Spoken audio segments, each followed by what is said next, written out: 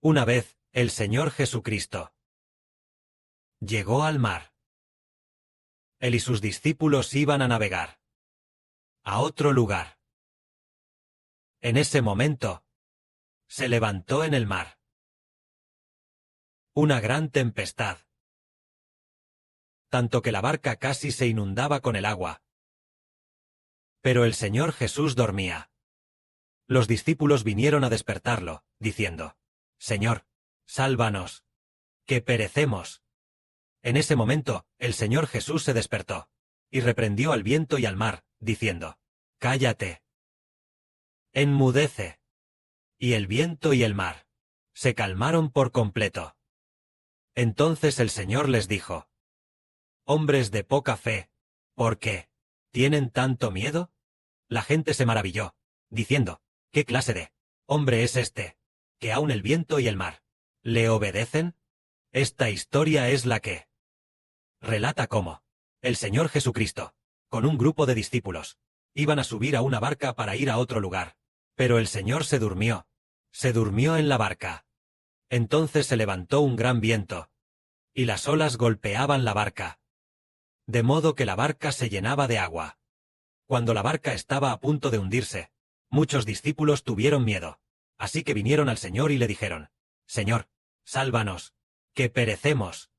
En ese momento, el Señor Jesucristo reprendió al viento y al mar. El Señor reprendió diciendo: Enmudece, cállate.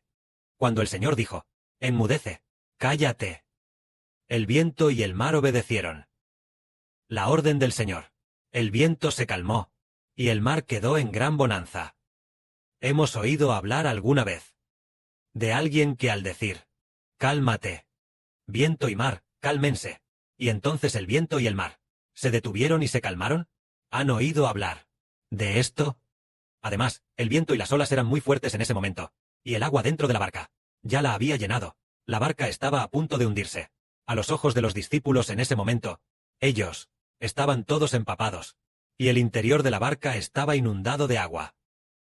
Estaban asustados y maravillados al ver la calma del Señor, y al ver que el Señor Jesucristo, con una sola palabra, viento y mar, se calmaran. En ese momento, los discípulos dijeron: ¿Qué clase de hombre es este, que aun el viento y el mar le obedecen? ¿Quién es realmente el Señor Jesús? ¿Qué clase de hombre es, que aun el viento y el mar obedecen sus órdenes? Alguien a quien aun el viento y el mar obedecen sus órdenes. ¿Qué clase de persona es realmente? Veamos, por ejemplo, el presidente de un país. Si este presidente no tiene mucho prestigio, los generales a su cargo tampoco le obedecerán. Si este presidente no tiene prestigio, sus generales no le obedecen. El pueblo tampoco le escuchaba. Nominalmente era el presidente. En realidad, nadie del pueblo quería escucharle. Así que, al ser presidente, gobernar el país era muy difícil. Para implementar algún decreto, había innumerables obstáculos. Era porque los de abajo, la gente no le escuchaba. Los funcionarios de abajo, tampoco nadie le obedecía. Así que le era muy difícil gobernar el país. Pero nuestro Señor Jesús, incluso el viento y el mar, obedecieron al Señor. Entonces nosotros, todos los que pertenecemos al Señor, ¿habrá alguno que no quiera obedecer al Señor? No lo hay. Todos están dispuestos a obedecer al Señor. Y obedecer al Señor hasta la muerte. Hasta ese punto. Todos están dispuestos a someterse al Señor, para obedecer al Señor Jesucristo hasta la muerte. Se puede ver que nuestro Señor Jesucristo, ¿qué clase de persona es Él? Después de todo, para que todos estén dispuestos a obedecerle, y quieran estar bajo su nombre. De hecho, incluso el espíritu del hombre fue creado por Él, es decir, el corazón del hombre también fue creado por el Señor Cristo. Si el Señor está dispuesto a hacernos creer en Él, esa persona es bienaventurada. El Señor elige y dice: esta persona es mía. Entonces, a esta persona, el Padre Celestial Jehová le cambia su corazón. Es decir, los elegidos por el Señor son bienaventurados al poder creer y obedecer al Señor. Aquí dice: el Señor Jesucristo, tan pronto como reprendió al viento y al mar, el viento y el mar se calmaron por completo.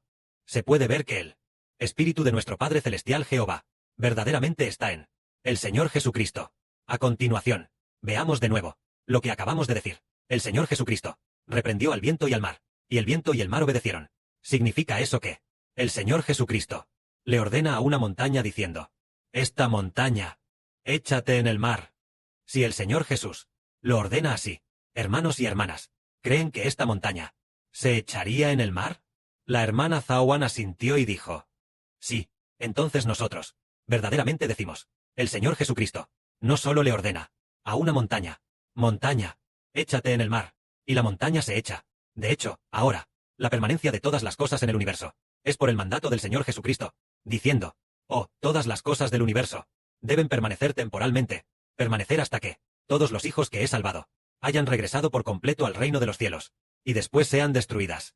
Todas las cosas del universo, es porque el Señor Cristo tiene autoridad, y por su palabra de poder, permanecen temporalmente. Tal vez los hermanos y hermanas digan, el Señor Jesús, quien una vez vino al mundo como hombre, ¿cuándo ordenó a todas las cosas del universo que permanecieran temporalmente? Fue el Señor Jesucristo, al venir al mundo como hombre, y después de resucitar, cuando ordenó a todas las cosas del universo que existieran temporalmente. ¿O es que originalmente, en el cielo, ya lo había determinado así?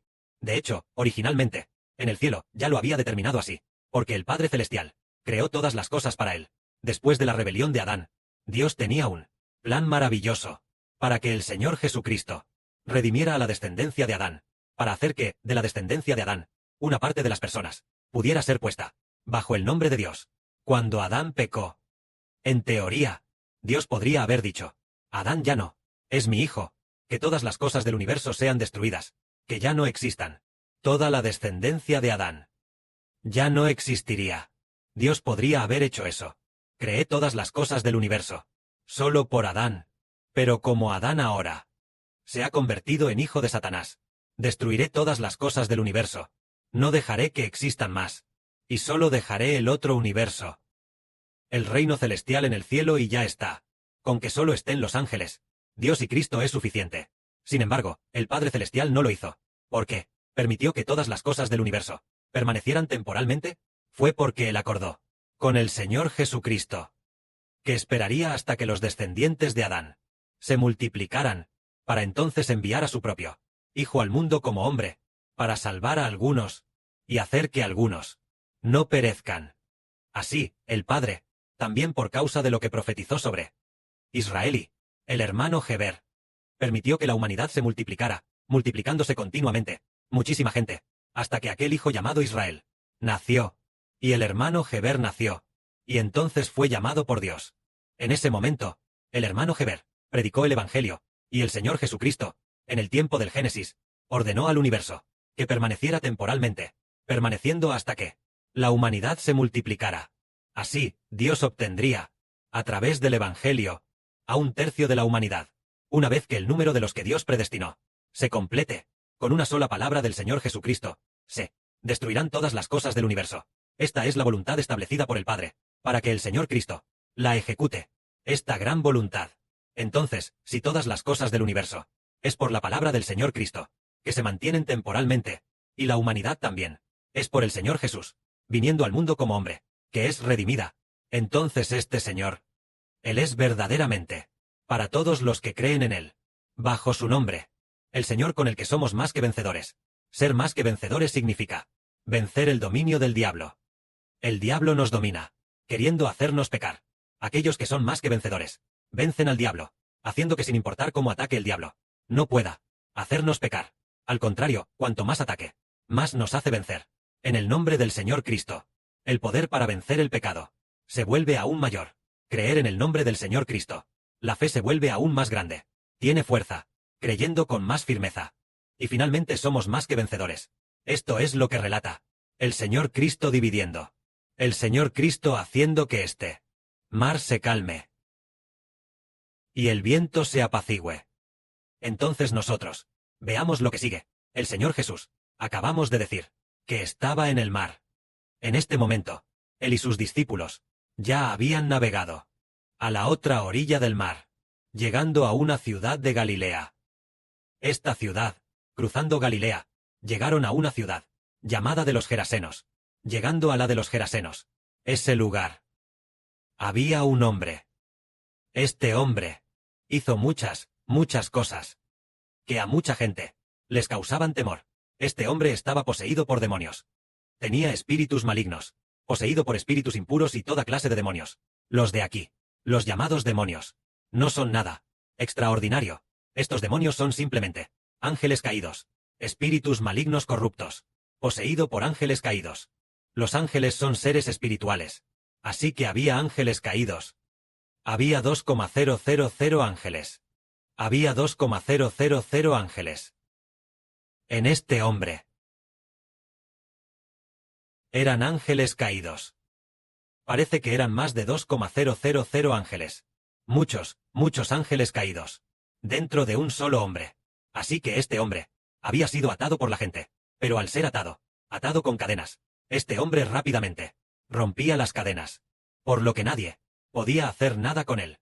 Porque dentro de este hombre había ángeles caídos. Entonces, el Señor Jesucristo apareció. Este hombre salió de los sepulcros. De los sepulcros. Al salir, se arrodilló inmediatamente ante el Señor. Y le dijo: Hijo de Dios. Jehová, el soberano altísimo. Jesús, Hijo de Dios.